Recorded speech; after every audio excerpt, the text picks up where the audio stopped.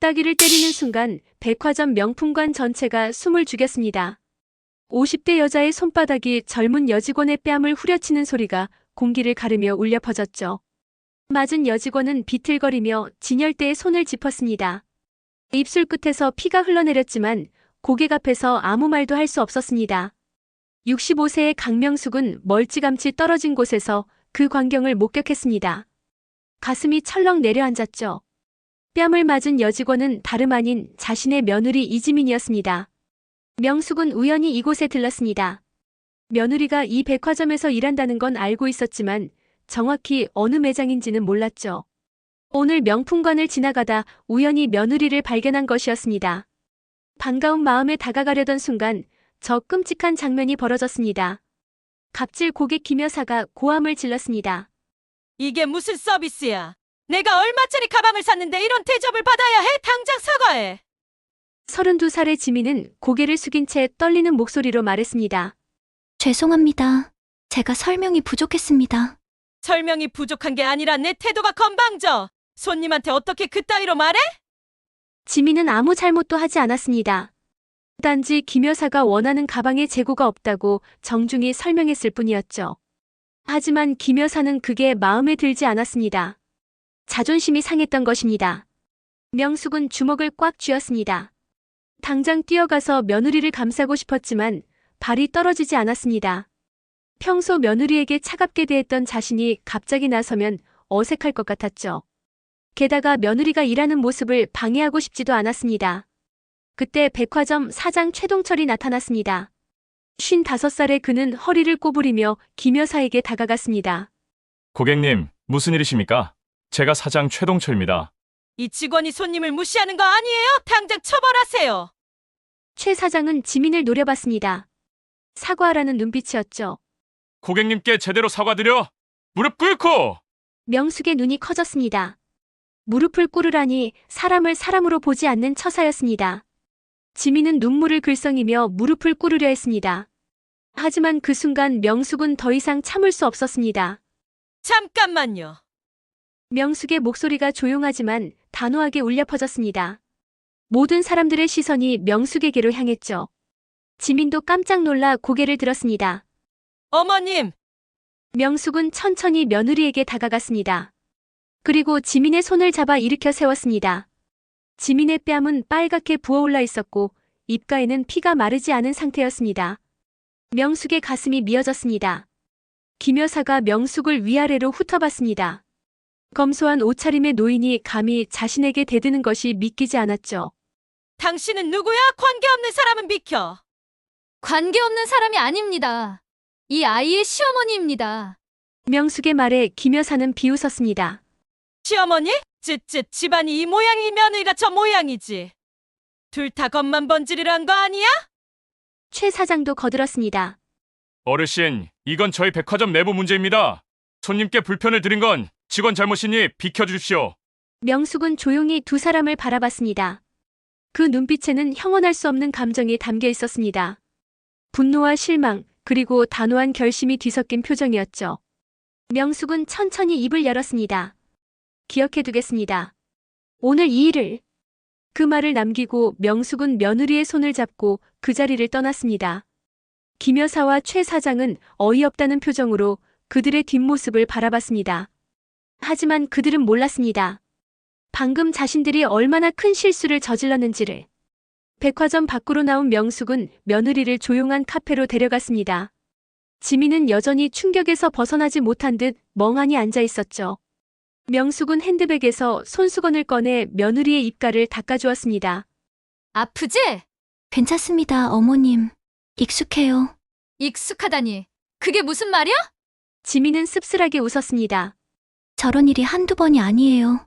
백화점에서 일하면 다 겪는 일이죠. 명숙의 손이 떨렸습니다. 며느리가 얼마나 힘든 시간을 보내왔는지 이제야 깨닫게 된 것입니다. 평소 자신도 며느리에게 차갑게 대했던 기억이 떠올랐습니다. 가난한 집안 출신이라고 대학도 제대로 못 나왔다고 무시했던 자신의 모습이 부끄러웠죠. 강명숙은 결심했습니다. 오늘 본 이 광경을 절대 잊지 않겠다고, 며느리에게 이런 수모를 안긴 사람들에게 반드시 대가를 치르게 하겠다고. 하지만 며느리도 백화점 사람들도 아직 몰랐습니다. 이 검소한 노인의 진짜 정체를, 그리고 앞으로 어떤 일이 벌어질지를. 과연 강명숙은 어떻게 며느리를 괴롭힌 사람들에게 복수할까요? 그리고 그녀가 숨겨온 비밀은 무엇일까요? 영상 시청 전 구독과 좋아요 부탁드립니다. 카페에서 나온 명숙은 며느리와 함께 집으로 향했습니다. 지민은 조퇴를 했지만 얼굴의 상처 때문에 당분간 출근이 어려울 것 같았죠. 차 안에서 명숙은 며느리를 힐끔힐끔 쳐다봤습니다. 이제야 제대로 보이는 며느리의 모습이 안쓰러웠습니다. 이지민은 32살의 젊은 여성이었습니다. 대학을 졸업하지 못했지만 성실하고 근면했죠. 아버지가 일찍 돌아가시고 어머니 혼자 삭바느질로 자식들을 키웠습니다. 지민은 고등학교를 졸업하자마자 백화점에 취직해서 가족을 도왔습니다. 그렇게 5년을 일하다가 35살의 강준혁을 만나 결혼했죠. 준혁은 중소기업 과장으로 착한 성격이었지만 소극적이었습니다. 어머니와 누나들 앞에서는 한마디도 제대로 못하는 사람이었죠. 결혼 후 지민의 고통이 시작되었습니다. 시누이들이 문제였습니다. 38살의 큰 시누이 강민지는 전업주부로 허영심이 강했습니다. 남편이 변호사여서 경제적으로 여유가 있었죠. 36살의 작은 시누이 강수지는 중소기업 대리로 일했지만 언니를 따라 며느리를 무시했습니다. 오빠가 대체 뭘 보고 저런 애랑 결혼했대? 민지가 수지에게 속삭이듯 말했지만 일부러 지민이 들으라고 한 소리였습니다. 그니까요. 대학도 못 나온 주제에 우리 집안에 들어오다니. 두 시누이는 명절 때마다 지민을 괴롭혔습니다. 음식 하나하나에 트집을 잡고 집안일을 모두 떠넘겼죠. 명숙도 그런 딸들을 말리지 않았습니다. 오히려 며느리에게 더 차갑게 대했습니다. 가난한 집안 출신이라는 이유로 무시했던 것입니다. 하지만 지민은 참았습니다. 남편 준혁을 사랑했고 시댁과의 관계를 망치고 싶지 않았죠. 매일 새벽같이 일어나 백화점에 출근하고 퇴근 후에는 시댁 일을 도왔습니다. 자신의 가족에게 돈을 보내는 것도 시누이들에게 들키지 않으려고 몰래 했습니다. 엄마, 지민이가 또 친정에 돈 보냈대요. 어느 날 민지가 명숙에게 고자질했습니다. 시집 온 주제에 아직도 친정 생각이나 하고 있어? 정말 한심하네. 수지도 거들었죠. 명숙은 며느리를 불러 차갑게 말했습니다. 지민 씨, 이제 시집 온 사람이면 시댁을 우선으로 생각해야죠. 친정에 돈 보내는 건 좀 자제하세요. 지민은 고개를 숙인 채 대답했습니다.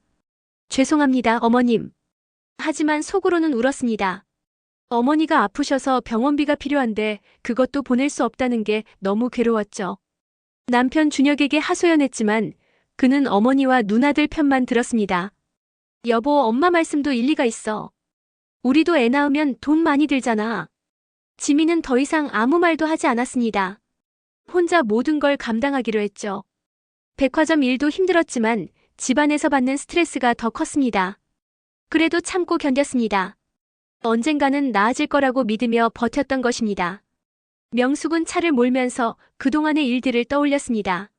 며느리가 얼마나 힘들었을지 이제야 조금씩 이해가 되기 시작했습니다. 오늘 백화점에서 본 장면이 며느리의 일상이었다면 얼마나 고통스러웠을까요? 게다가 집에서도 편히 쉬지 못했을 텐데 말입니다. 지민 씨. 명숙이 조심스럽게 입을 열었습니다. 네, 어머님. 그동안 많이 힘들었죠? 지민은 깜짝 놀라 명숙을 쳐다봤습니다. 시어머니가 이런 말을 할 거라고는 상상도 못했죠. 눈물이 핑 돌았지만 꾹 참았습니다. 아닙니다. 괜찮습니다. 거짓말하지 마세요. 다 보였어요. 명숙의 목소리가 떨렸습니다. 자신도 모르게 감정이 북받쳐 올랐죠.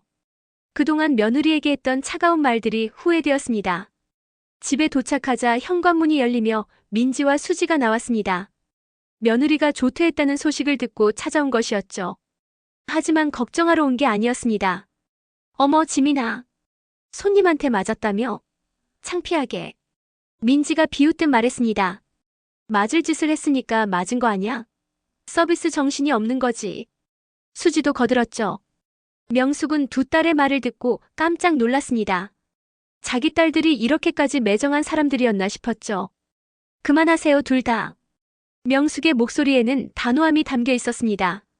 민지와 수지는 어머니의 달라진 태도에 의아해했죠. 엄마, 왜 그러세요? 며느리 편을 들어요? 편을 드는 게 아니라 잘못된 걸 바로잡는 겁니다. 당신들은 자리를 피해주세요. 명숙의 단호한 명령에 두 딸은 어쩔 수 없이 집을 나섰습니다. 하지만 불만이 가득한 얼굴이었죠. 명숙은 며느리를 안방으로 데려가 약을 발라주었습니다. 지민은 여전히 어리둥절한 표정이었습니다. 시어머니가 갑자기 왜 이러는지 이해할 수 없었죠. 어머님, 제가 무슨 잘못이라도 했습니까? 아니에요.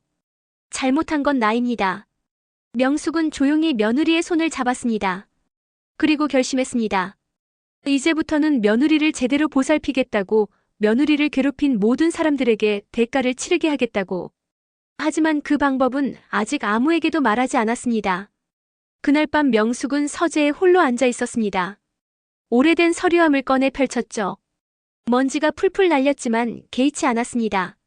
서류함 안에는 30년 전의 기억들이 고스란히 담겨 있었습니다.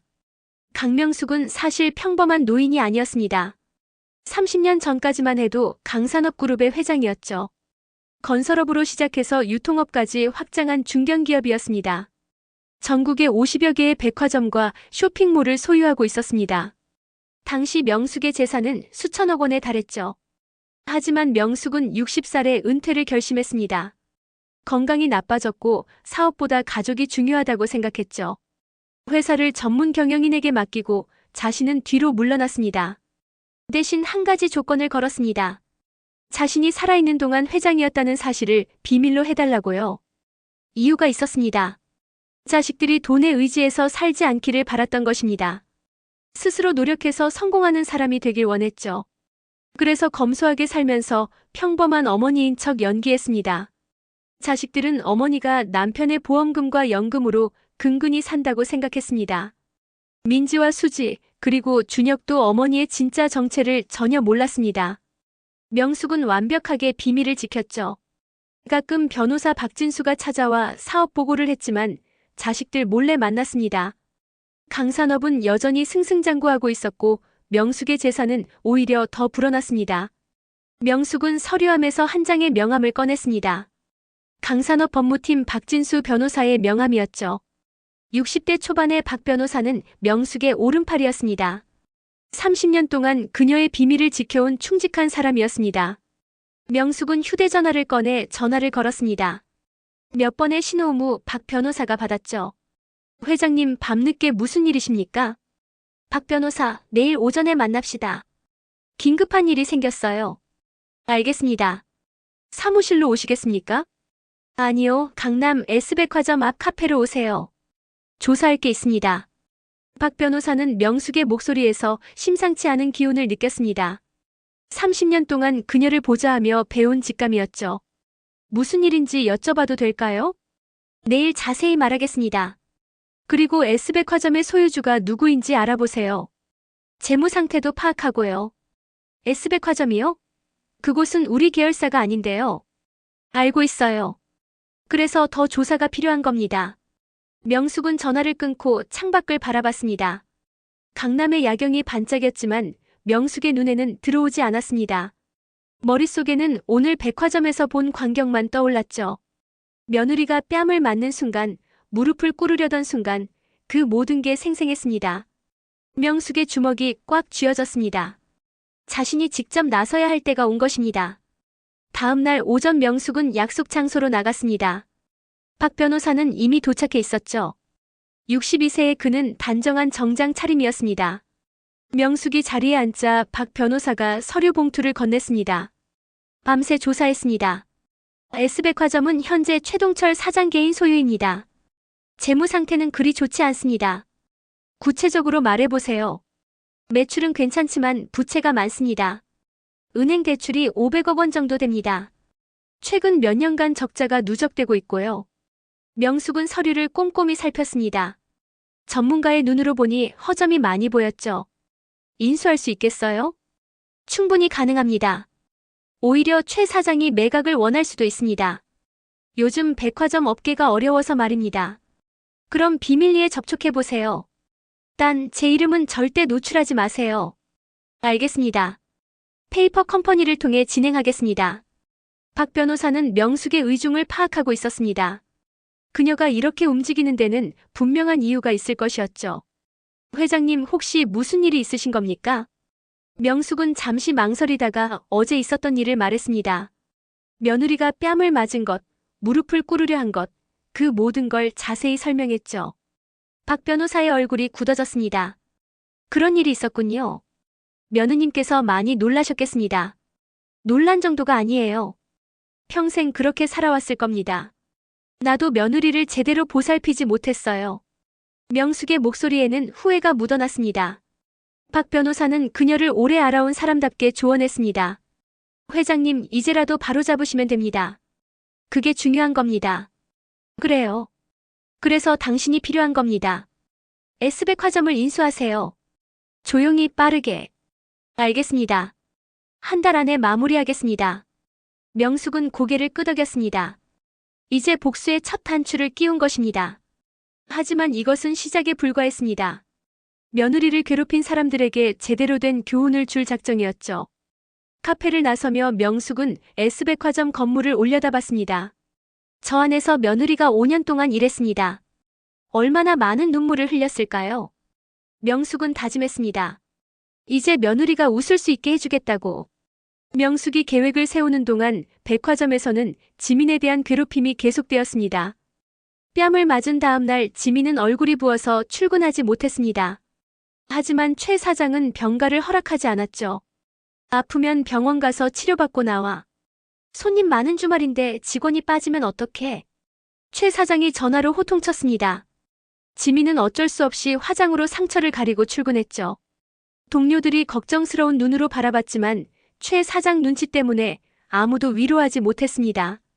점심시간에 김 여사가 다시 나타났습니다. 며칠 전 지민을 때렸던 바로 그 고객이었죠. 지민은 김 여사를 보자마자 몸이 굳어졌습니다. 어머, 당신 아직도 여기서 일해? 사장이 해고 안 시켰네. 김 여사가 비웃으며 말했습니다. 50대의 그녀는 허영으로 가득 찬 얼굴이었죠. 명품 가방과 액세서리로 치장했지만 품격은 없었습니다. 어서 오십시오. 무엇을 도와드릴까요? 지민이 최대한 공손하게 인사했지만 김 여사는 코웃음을 쳤습니다. 도와줄 게 있겠어? 당신 실력으로는 그냥 구경하러 왔어. 김 여사는 매장을 어슬렁거리며 이것저것 꺼내보고는 아무것도 사지 않았습니다. 대신 지민을 계속 괴롭혔죠. 이 가방 포장해봐. 살지 안 살지는 내가 결정할 거니까. 지민은 시키는 대로 가방을 포장했습니다.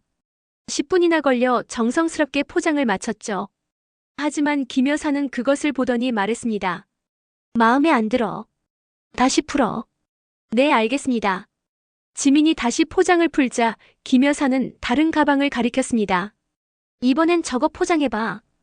같은 일이 5번이나 반복되었습니다. 김 여사는 결국 아무것도 사지 않고 나갔죠. 지민은 탈진한 얼굴로 의자에 앉았습니다. 그 광경을 지켜본 최 사장이 다가왔습니다. 이 직원 왜 그렇게 처리를 못해? 손님이 저렇게 나가게 만들어? 죄송합니다, 사장님. 죄송하다고 다야. 실적이 안 나오면 너 잘릴 줄 알아. 최 사장은 직원들 앞에서도 거리낌 없이 지민을 질책했습니다. 다른 직원들은 고개를 숙인 채 외면했죠. 자신들도 언제 당할지 모르니까요. 저녁 퇴근 후 지민은 녹초가 되어 집에 돌아왔습니다. 그런데 현관에서 시누이들의 목소리가 들렸습니다.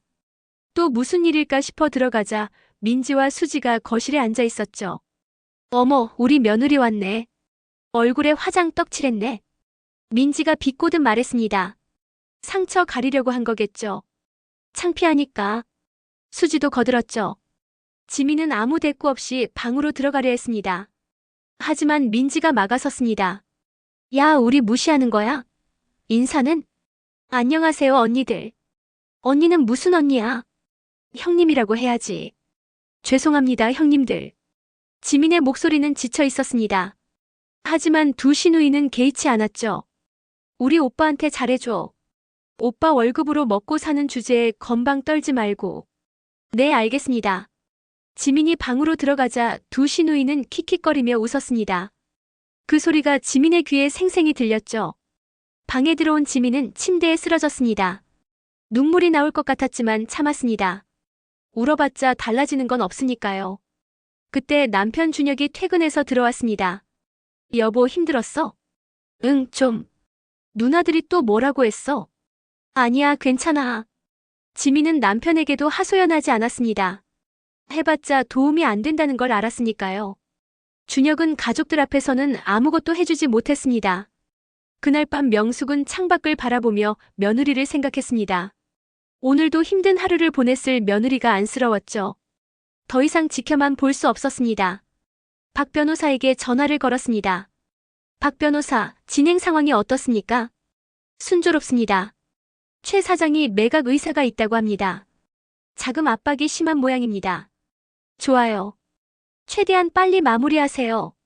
한 달도 기다릴 수 없어요. 알겠습니다. 2주일 안에 계약서를 쓰도록 하겠습니다. 명숙은 전화를 끊고 결심을 다졌습니다. 며느리를 괴롭힌 모든 사람들에게 대가를 치르게 할 것입니다. 최 사장도 김 여사도 그리고 자신의 딸들까지도 말이죠. 이제 곧 그들의 진짜 얼굴이 드러날 것입니다. 이 주일이 빠르게 지나갔습니다. 그동안 박 변호사는 쉬지 않고 움직였죠. 최 사장과의 협상은 생각보다 순조로웠습니다. 최 사장은 백화점 경영이 어려워지자 팔고 싶어 안달이었으니까요. 조건이 괜찮으시다면 바로 계약하고 싶습니다. 최 사장이 조급하게 말했습니다. 55살의 그는 사업 실패로 초췌해져 있었죠. 하지만 여전히 직원들에게는 갑질하는 태도를 버리지 못했습니다. 알겠습니다. 우리 투자자분이 검토 후 연락드리겠습니다. 박 변호사는 최 사장의 조급함을 이용했습니다. 가격을 깎을 수 있는 좋은 기회였죠. 며칠 후 재협상에서 100억 원을 깎는 데 성공했습니다. 최 사장님, 우리 투자자께서 최종 결정하셨습니다. 이 조건으로 인수하겠습니다. 감사합니다. 정말 감사합니다. 최 사장은 안도의 한숨을 쉬었습니다. 빚에서 벗어날 수 있다는 생각에 기뻐했죠. 하지만 그는 몰랐습니다. 인수자가 누구인지 그리고 왜 인수하는지를 말입니다. 계약일 전날 밤 명숙은 서재에서 서류를 검토했습니다. S백화점의 모든 정보가 담긴 두꺼운 파일이었죠. 직원 명단, 재무 상태, 고객 데이터까지 세세하게 살펴봤습니다. 며느리가 5년 동안 일한 곳이구나. 명숙은 지민의 인사 기록을 찾아봤습니다. 한 번도 지각한 적 없고 고객 만족도가 높았습니다. 성실한 직원이었죠.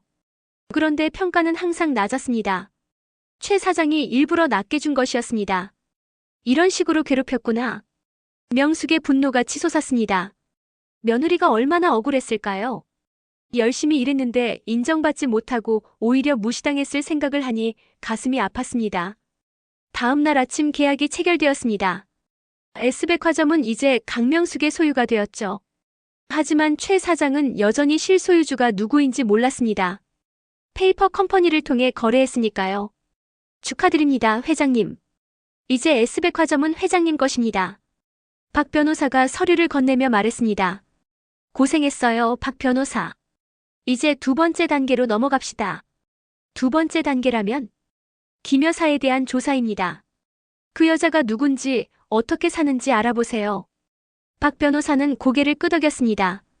며칠 후 김 여사에 대한 조사 결과가 나왔습니다. 50세의 김 여사는 남편이 작은 무역회사를 운영하고 있었습니다.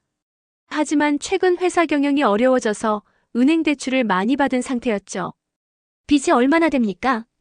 30억 원 정도입니다. 주거래 은행은 신한은행이고요. 명숙은 미소를 지었습니다. 약점을 찾은 것입니다. 신한은행 지점장과 연결해주세요. 제가 직접 통화하겠습니다. 박 변호사는 명숙의 의도를 파악했습니다. 그녀는 단순히 복수하는 것이 아니라 교훈을 주려는 것이었죠. 며칠 후 명숙은 은행 지점장을 만났습니다. 김 여사 남편 회사에 대출건으로 왔습니다. 아, 그거는 연체가 심해서 회수를 검토 중입니다. 제가 대신 인수하고 싶습니다. 담보물까지 모두 넘겨받는 조건으로요. 지점장은 놀란 표정을 지었습니다. 30억 원이라는 큰 돈을 현금으로 인수하겠다는 제안이었으니까요. 정말이십니까? 그렇다면 저희로서는 감사한 일이죠. 대신 조건이 있습니다. 김 여사에게는 제 이름을 알리지 마세요. 나중에 제가 직접 밝히겠습니다. 알겠습니다. 이렇게 해서 김 여사의 약점도 손에 넣었습니다. 명숙은 차근차근 계획을 진행했습니다. 다음은 딸들 차례였죠. 명숙은 민지와 수지를 집으로 불렀습니다. 두 딸은 어머니가 왜 부르는지 몰라 어리둥절해했습니다. 엄마, 무슨 일이세요? 민지가 물었습니다. 너희에게 할 말이 있어서요. 앉으세요.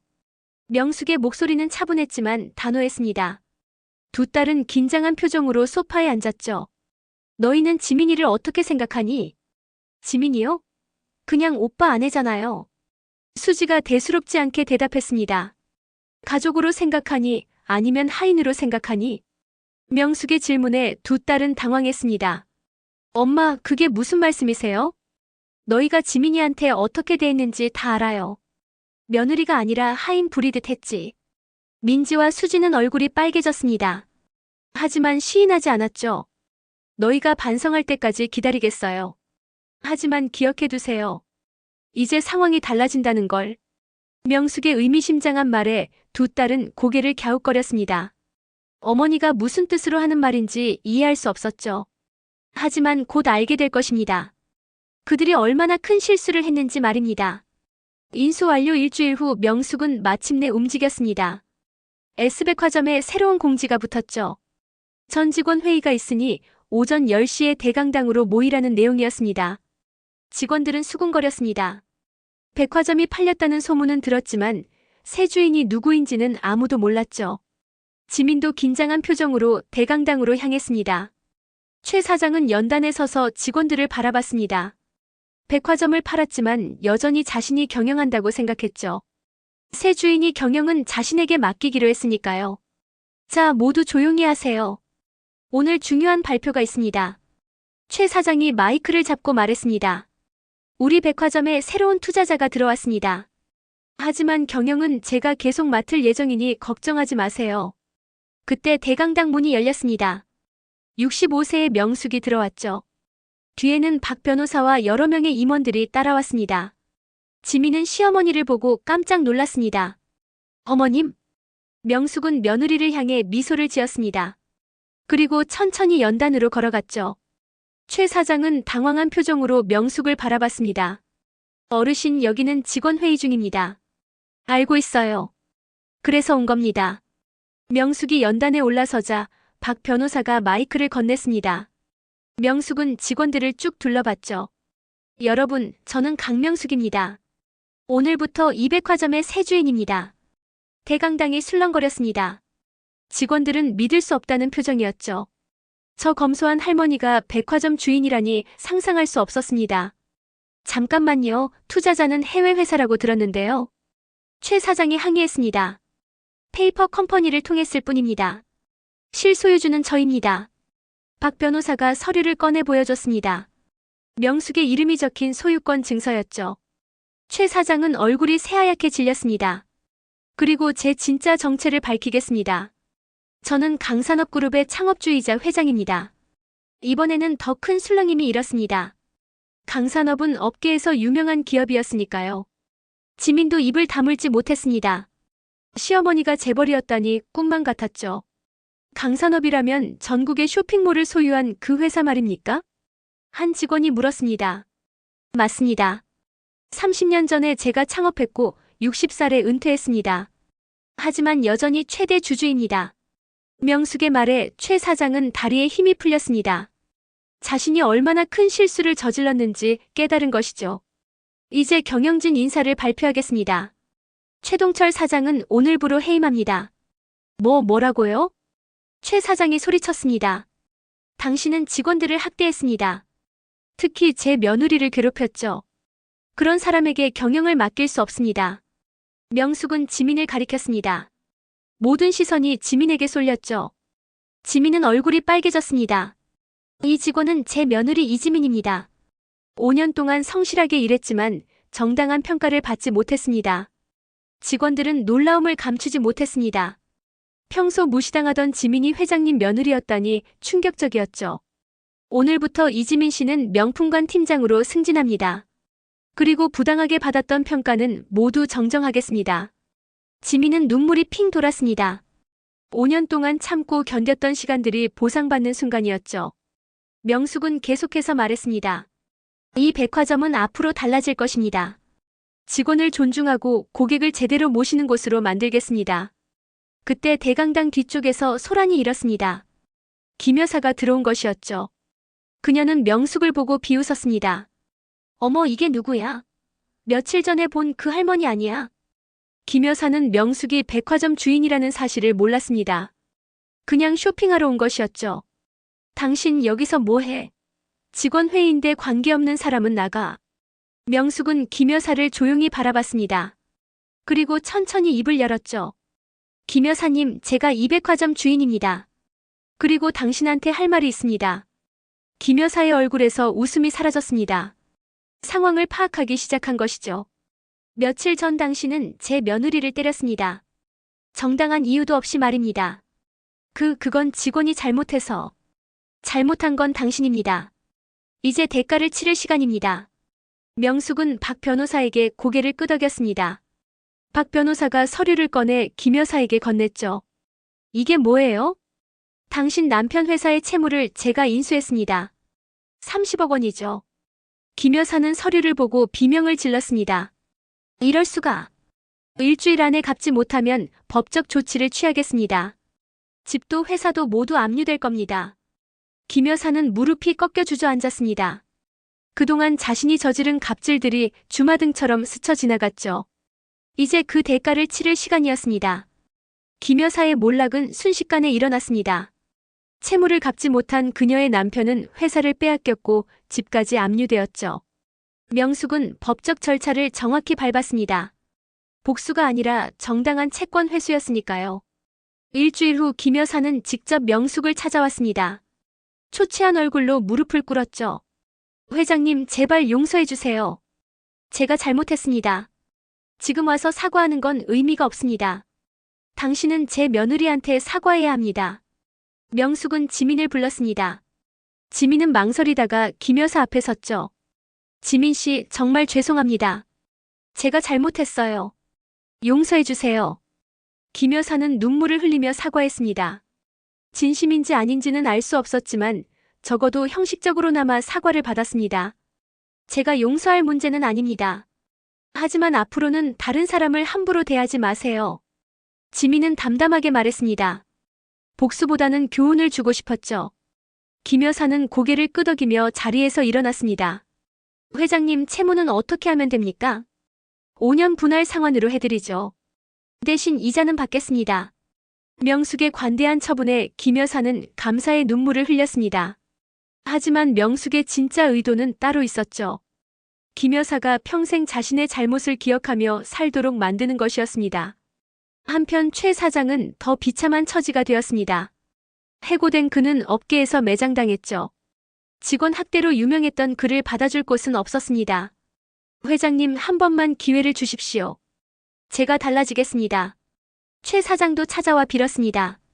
당신은 5년 동안 제 며느리를 괴롭혔습니다. 정당한 평가를 가로막고 승진도 방해했죠. 죄송합니다. 정말 잘못했습니다. 말로만 하는 사과는 받지 않습니다. 앞으로 당신이 어떻게 사는지 지켜보겠습니다. 명숙은 최 사장을 내보냈습니다. 두 번째 기회는 주지 않았죠. 직원들을 학대한 사람에게 경영을 맡길 수는 없었으니까요. 백화점은 빠르게 변화하기 시작했습니다. 명숙은 경험 많은 전문 경영인을 사장으로 앉혔습니다. 새 사장은 직원 복지를 최우선으로 했죠. 급여를 올리고 휴가를 보장했습니다. 고객의 부당한 요구는 단호히 거절했습니다. 고객은 왕이 아닙니다. 고객과 직원은 동등한 인격체입니다. 새 사장의 선언에 직원들은 환호했습니다. 이제 더 이상 무릎 꿇지 않아도 되는 것이었죠. 백화점의 분위기가 완전히 달라졌습니다. 직원들은 밝은 표정으로 일했고 고객 서비스도 좋아졌습니다. 지민은 팀장이 되어 명품관을 책임졌습니다. 처음에는 부담스러웠지만 동료들이 도와줬죠. 팀장님, 축하드려요. 당연히 받아야 할 자리였어요. 고마워요, 다들. 지민은 팀원들을 존중했습니다. 자신이 당했던 갑질을 절대 하지 않았죠. 오히려 팀원들의 의견을 경청하고 함께 성장하려 노력했습니다. 그 모습을 지켜본 명숙은 흐뭇했습니다. 며느리가 훌륭한 리더로 성장하고 있었죠.